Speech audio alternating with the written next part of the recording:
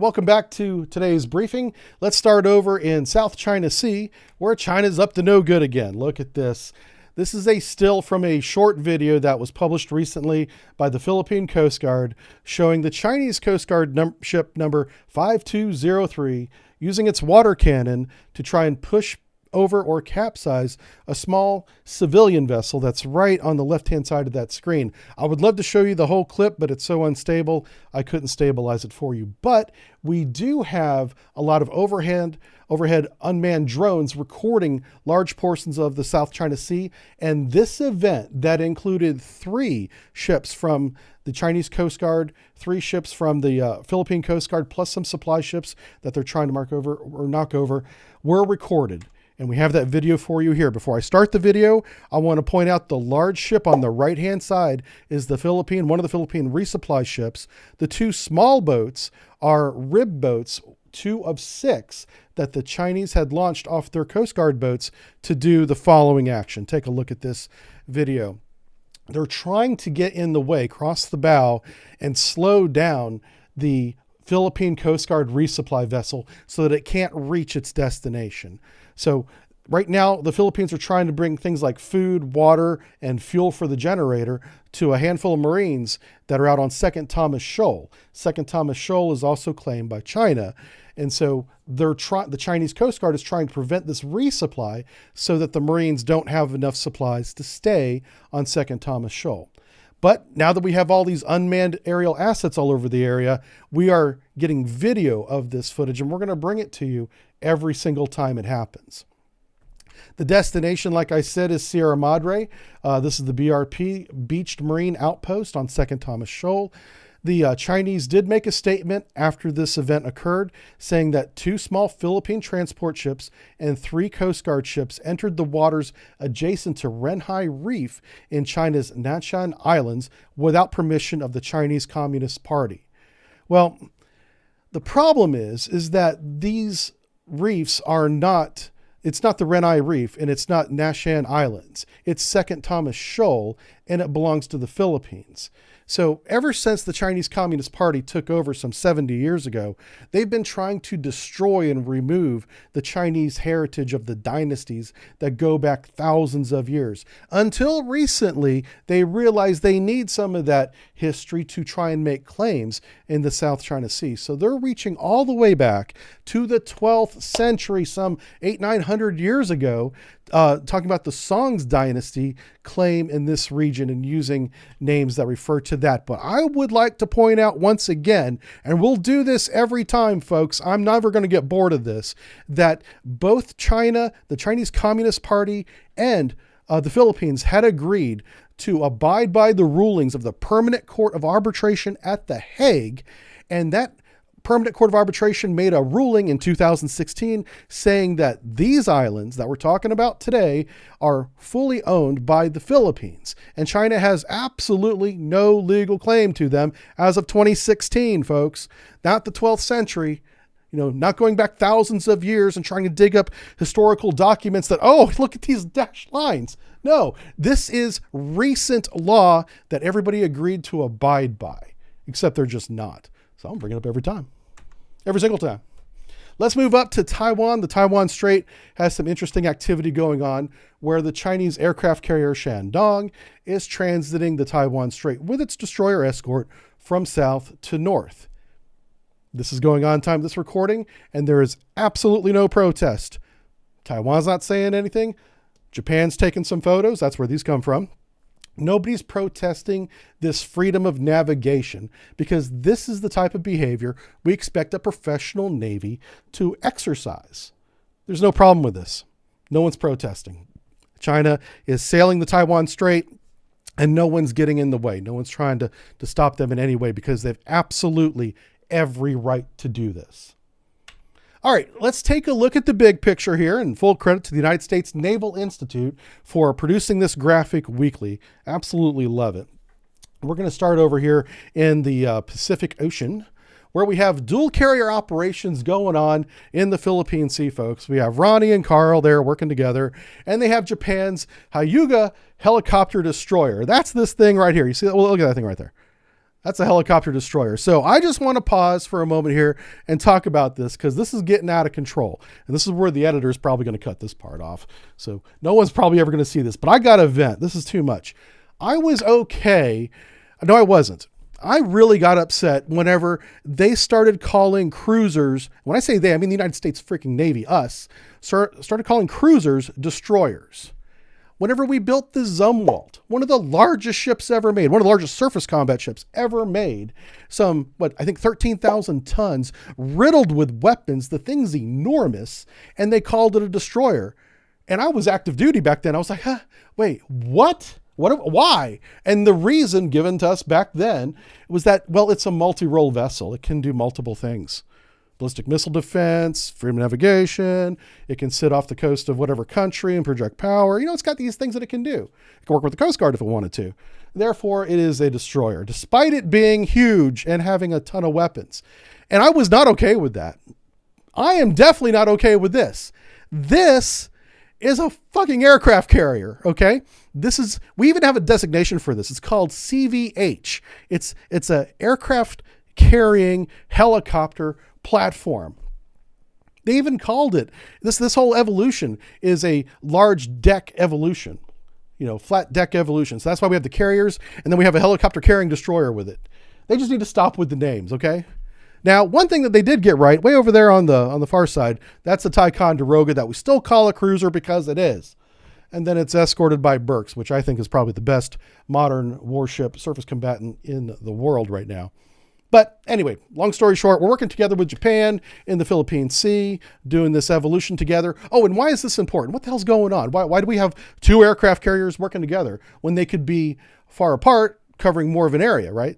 Well, whenever you have multi-carrier operations, the airspace confliction gets really important, or deconfliction becomes really important. So what they're going to do is they're going to operate independently if they need to, and then make sure that they have different areas of operation, especially coming back and landing. You don't want to fly through another carrier's airspace just to get into the pattern to fly. Stuff like that is what they're working on, among, I'm sure, a dozen other things that happen throughout the fleet here. But airspace deconfliction is a big part of operations like this, okay? All right, let's move over to the Middle East theater where we got a little bit going on over there. What happened? I've been gone for a couple of days. I don't know what's going on. Oh, here we go. The United States continues to strengthen its position in the Middle East theater with the Eisenhower, or the Ike, carrier strike group. Now, she has moved into the Red Sea and is on her way to the Persian Gulf. She did meet up and sailed with USS Bataan, which is that large flat deck ship full of Ospreys, helicopters, and Marines, and the Carter Hall, which also has a lot of Marines on board as well. It's not clear if they're going to be going back to the Persian Gulf with the Ike or not, but the Ike is definitely on the way to the Persian Gulf. Joining our ships here is the United States Air Force has reinforced its expeditionary detachment at an unnamed location in Jordan. We also have special operation teams that are feet dry on the ground as advisors in the theater. And the U.S. military is really in position, as you can see here, to overmatch any regional power in that area. And so I haven't seen deployments like this in this area of the world since like the Cold War. This is what I get vibes of watching this. So I'm really proud to see our ships out there sailing like this. I am a little concerned as to what might happen because we are in a position to absolutely level somebody, and I don't know how that's going to end. But this is what everyone needs to be worried about. We never talk about submarine deployments in real time, what they're doing right now on this channel. But for whatever reason, the Department of Defense had a briefing talking about one of our SSGNs and where she's at. And they released this video here. So we're going to talk about the SSGN that is in the Red Sea. I believe she's moved on from the Red Sea by now, and what her capability is. This SSGN has 154 Tomahawk missiles in missile tubes, silos, on board right now. She also has special operations forces that can dock and embark while submerged, which means we can go off the coast of any country in the region, put our special operation forces ashore, maybe break some things, grab people, bring them back, interrogate them, and even let them loose, because no one's ever going to believe that some knucklehead got grabbed by guys out of the water, taken to a submarine offshore, asked a few questions, given a Danish maybe, and then set on his way. They're going to think he's crazy. So we have that capability too, and that working for us. All right, let's head to the White Sea now, where we have Russia is launching a Beluga intercontinental ballistic missile for testing. This test occurred about 2 weeks ago. The submarine was Emperor Alexander III. It's a Bory-class SSGN. These missiles can hit the United States from the pier. They don't even have to go to sea to Europe and the United States or submerged. But since this was a test, this is what they did, and this was the platform that did it. She can carry 16 total missiles. Each missile can carry up to 6 warheads. Obviously, this test didn't have any warheads, but they did successfully, from a submerged position in the White Sea, launch this missile. There's the White Sea right there to give you an idea of where it's at. Now, let's head over to the United States for some more news, because we did something similar. At Vandenberg Space Force Base, we tested one of our nuclear missiles, a Minuteman. This test occurred on November the 3rd. The test did fail due to an anomaly, and will be rescheduled and tested again. Now, this is actually kind of a mixed bag. I think it's actually good news that this test failed due to an unknown or unexpected anomaly occurring during the countdown phase. It wasn't even launched. It was scrubbed. Whatever the anomaly is, it's going to be resolved, and this test will eventually happen. And whatever we learn from that anomaly is going to be applied to all of our other Minuteman silos across the country. So we just made ourselves better and more reliable by a test that failed. So I know some people are going to argue, well, that's putting a silver lining on a dark cloud. That's how these things work. Every test is an opportunity to improve yourself, and test yourself, which is the name of the test. And that's what's happened here. So I believe that we became more reliable as a nuclear force because of this. Now, becoming more reliable, we have a brand new Chief of Naval Operations. Her name is Admiral Lisa Franchetti. In a Senate confirmation vote that was 95-1 about 2 weeks ago, because I was off for a little bit, the Admiral is the first female Joint Chiefs of Staff member. Now, a little bit about the Admiral. She got her commission in 1985 from an NROTC program out of Northwestern University. She's not a Naval Academy grad, although she did go to the Naval War College later in her career, as most staff officers do. I believe they're required to, so they would all do it. She is an NROTC grad, and those of you who are in college now may be in class with NROTC students around you, and that's where she comes from. That's her background. Now, she spent some 38 years in the Navy, working her way up through the ranks. She was mostly assigned to destroyers, which is great. She was a navigator, an operations officer, and a combat systems officer for a destroyer before becoming a destroyer captain. And that's a great experience, because destroyers are multi-role vessels like we talked about. They have to be very flexible, always ready, capable, and aggressive really is the big thing that I love about destroyer captains. A lot of times whenever we do our war games from a submarine perspective, we're going against ASW hunters, which are included destroyer captains, and they will come after you if they think they know where you're at. So once she was a destroyer captain, she went on to work as a chief staff officer for a destroyer squadron. So she's been in that destroyer world for a long time. And I believe that adds a lot of great leadership qualities that she's demonstrated already at sea, at shore, and as a squadron staff officer. She was also vice chief of naval operations under Admiral Milley, who is now retired. And so I think this is a great choice. And I know some of you out there, because I read the YouTube comments on my videos, last time I mentioned her name, some of you were very disrespectful because of her sex, because of her race. And I think that was really unfair. So what I would ask those of you that think that way, take a look at her service record. Just look at what I've told you and feel free to look up her service record. It's public record. She has earned this position, and I think it's a great choice. My opinion. All right, let's move on to two US-based submarine shipbuilders. Now, we only have two in this country, so both of them. But they both had a great year, thank goodness. They both have improved their infrastructure, they're expanding their build capability, and they've hired thousands of craftsmen this year. The first of the two companies I'm going to talk about is Huntington Ingalls. And in their October shareholder meeting phone call, they reported that they had hired nearly 5,400 craftsmen in the last 3 quarters. That's January through September, over 5,000 people. That is a huge hiring process right there. But they're a large shipbuilder that also builds submarines. The same for General Electric Boat. Now, Electric Boat is focused on building submarines, and they hired, on their phone call, they said more than projected. They didn't give an exact number. So it may not be as many, but the fact that they're hiring more than they thought that they could is great.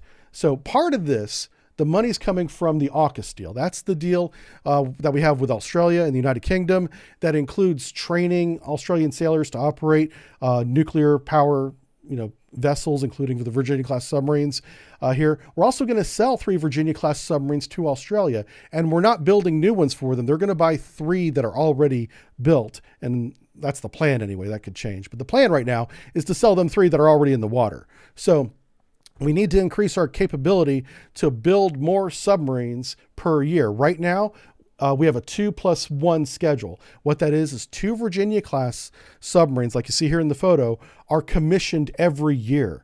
And the +1, is 1 Columbia-class submarine will be commissioned every year, I think starting in 2 years. That's when the Columbias come online. The goal is, by 2030, to be producing 3 Virginia-class per year, +1 Columbia-class for 12 years, because we're going to build 12 of those Columbia.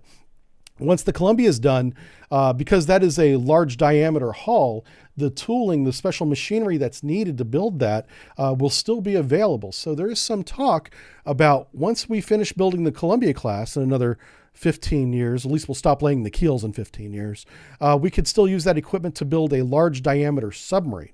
So the submarine that comes after the Virginia class might have a little bit of girth to her.